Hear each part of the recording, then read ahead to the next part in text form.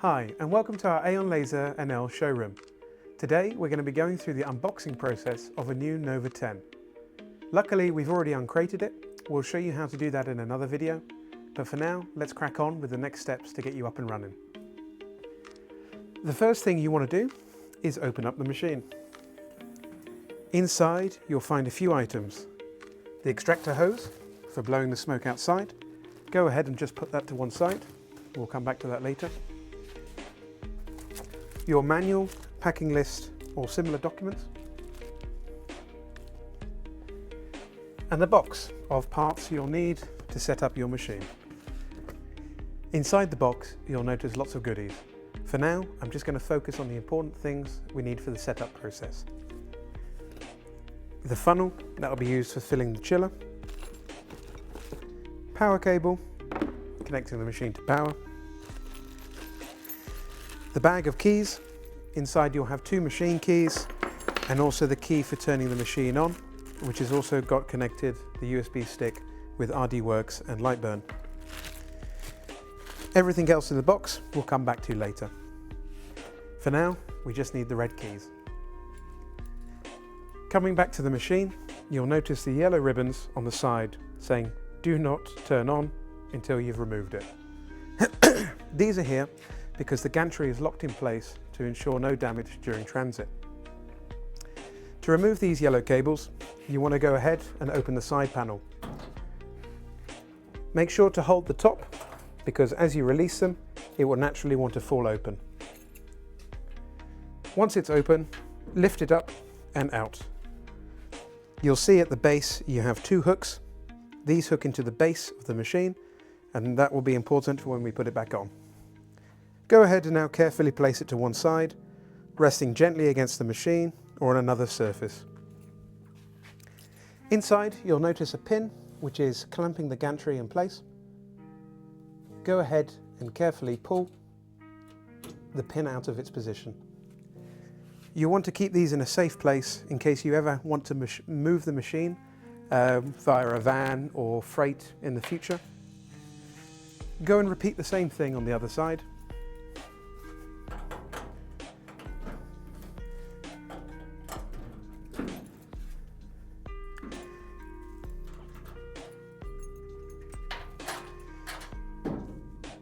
On this side panel, you'll notice it's earthed, so it'll be a little bit harder to move out the way.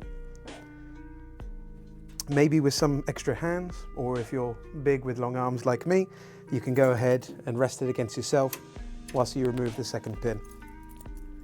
You'll also notice inside the machine, there will be a anti-moisture bag. Go ahead and remove that as it could interfere with the belts or other components when running.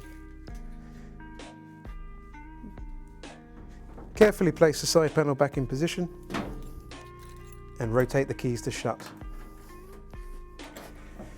You'll notice you can actually rotate the keys a little bit and it will be held in place, but it's a little bit rattly. That's because these keys will actually pull shut if you give them an extra twist. Now the side panel is well in place. Returning back to the other side panel, we find another anti-moisture bag. Go ahead and remove that before replacing the side panel.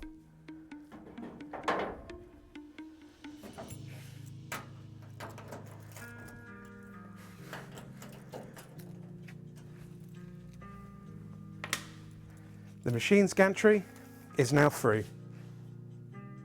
It will still be quite hard to move though, because of the strong motors found inside the Novas. Next, we want to grab some pliers and open the front of the machine. We do this again with the keys and lower gently. Underneath, you'll notice the belt, and the belt will have a protective cushion. With your cable cutters, go ahead and release the zip ties and remove the foam.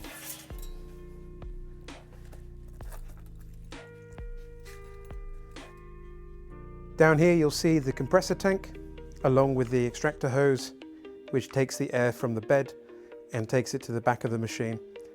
The box on the right is where the compressor sits.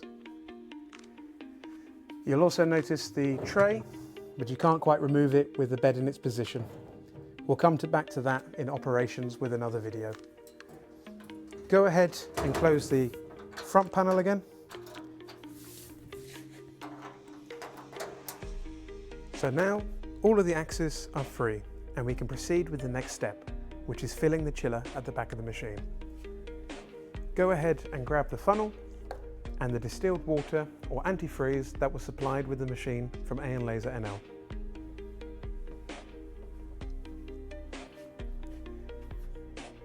You'll find the chiller at the bottom left side of the machine. The filling, the drainage, and also the connector here to release the filter to clean where the air gets sucked in. Go ahead and remove the filler cap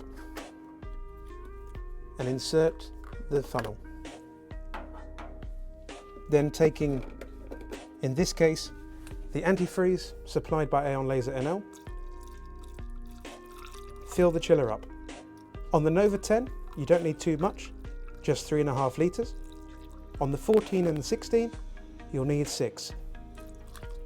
Keep a close eye on the filling gauge, being careful not to overfill.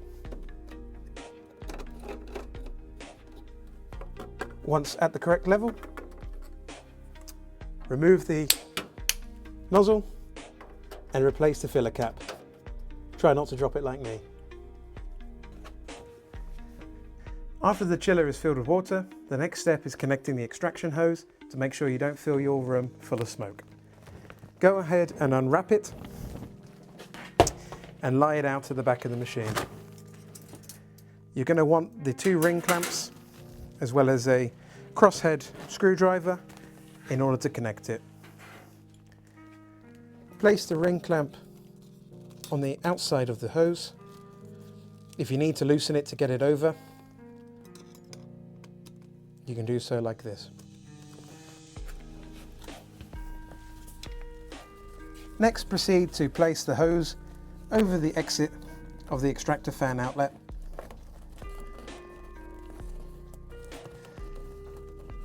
I like to push at least 1 whole ring so it's nice and tight.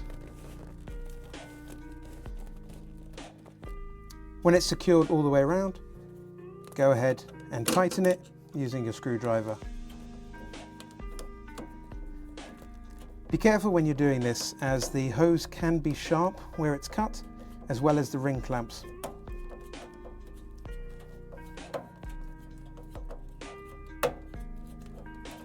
You'll feel it getting tight, in which the hose is not going anywhere. Proceed to place the hose outside a window. In our case, we have a filter, but we'll show you how to connect all the different filters we have in different videos. Next, we want to grab the power cable and connect it to the back of the machine. Open the connector and place it onto the corresponding place. With the other side, connect it to the mains like you would any other appliance. Each machine has different wattage of powers, so it's important to check the specifications to make sure your circuit can handle the machine you have. We always recommend connecting it to a circuit on its own, independent from other devices, to make sure you don't run into any problems with your electrics or machines stopping mid-job. So, a quick recap. We've removed the ribbons which lock the machine's gantry in place. We've removed the foam around the Z-axis belt. We've removed the 2 anti-moisture in the left and the right of the machine. We've filled the chiller up with antifreeze or distilled water supplied by AEON Laser NL. We've connected the power to the back. We're all good to turn the machine on. We're going to check the isolating switch at the back of the machine to make sure it's in the on position. We'll notice if it's in the upright position and you can press this in, it means it can be locked out. That means it's in the off position. Go ahead and rotate it so it's now in the on position. Now grab the machine keys and head to the front where the control of the machine is situated. You'll notice on the side panel here we have the e-stop, the key switch for the power, the air pressure adjusting valve, a light dimmer switch, a USB connection for USB sticks, USB connection for the PC, and your LAN interface. Using your keys, go ahead and plug the machine in and turn it to the right, giving power. You'll notice in this case no power came on. That's because the e-stop had been pressed in. Go ahead and twist to release, and you'll now notice the machine powers up. When the machine powers up, it's going to home automatically to the back right hand corner. It's important to make sure that the machine doesn't have any boxes or other materials used during setup, as this could cause a collision.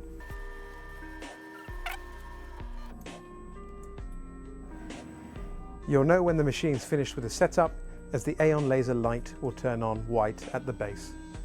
Now, with the laser head out the way, we can remove the 2 screws which hold the honeycomb bed in place during transport.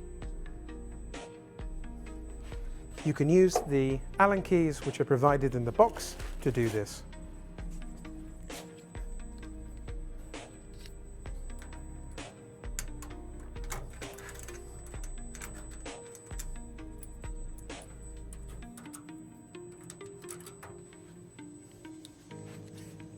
Now I've removed the screws, I'm going to go ahead and move the laser head as far back as I can and open the front of the machine so I can slide the honeycomb out.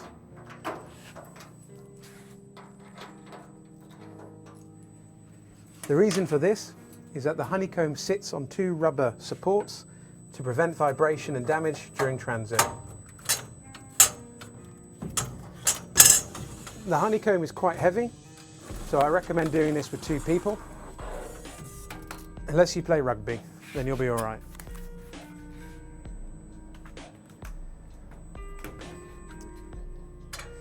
Go ahead and remove the 2 rubber parts. Whilst we're here, I'll just demonstrate one of the nice features of the Nova, and that's their scrap cut drawer.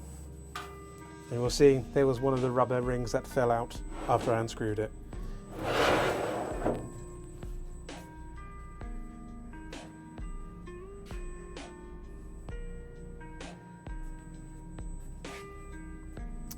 Now, if you plan to use the honeycomb, reinsert it lying on top of the blades, or if you plan on using the blades, you can go ahead and shut the front of the machine.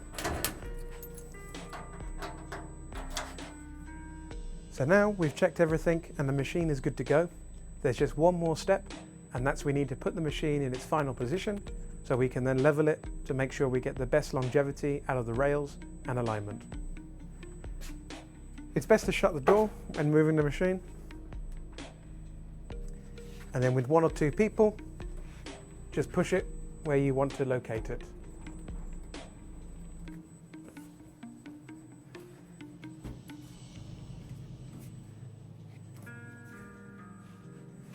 Once it's in its final location, you'll notice on the sides of the machine we have the leveling feature. It's important to level your machine before you use it, because if there's any torsion or the floor is not level, this could impact the longevity of your linear rails, and it might even affect the alignment. Luckily, we live in a new building, so the level is actually pretty good.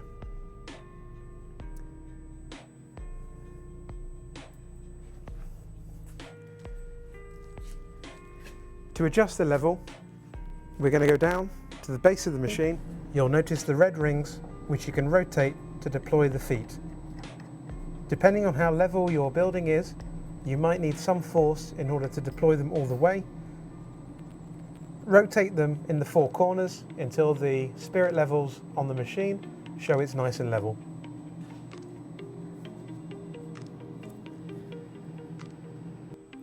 So that's it. Your machine is now ready to get cutting.